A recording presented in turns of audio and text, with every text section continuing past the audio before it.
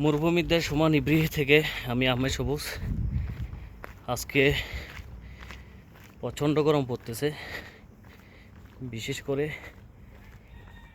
এই জুলাই মাসে প্রচণ্ড গরমের তাপমাত্রা খুবই বেশি থাকে, 50 ডিগ্রির উপরে।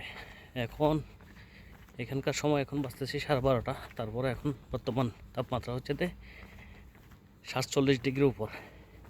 আজকে সর্বোচ্চ তাপমাত্রা যাবে আপনার 48। প্রচণ্ড গরম।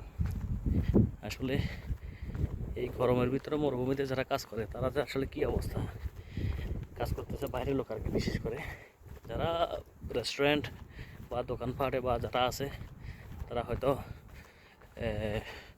লং টাইম ডিউটি করে, তবে তারপরে এই গরমটা থেকে তারা কিছুটা হলেও রক্ষা পায়।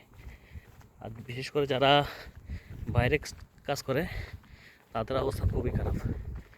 আসলে আমি কিছুক্ষণ আগে এখান থেকে আসার সময় দেখতেছি কিছু আমার বাঙালি ভাইরা বিল্ডিংয়ে কাজ করতেছে, এই গরমের ভিতরে তাবুক লাগাইতেছে। এক একটা মানে কি অবস্থা, কি ক্লান্ত। তারপর আসলে রেস্ট করার কোনো সুযোগ নাই, কাজ করতেই হবে। আসলে এই অবস্থার সবাই সতর্কভাবে কাজ করবে, কারণ হচ্ছে যে এখন হিট স্ট্রোকের ইয়াটা বেশি। অনেক মানুষ ইদানিং গরমের কারণে হিট স্ট্রোক করে মারা যাইতেছে।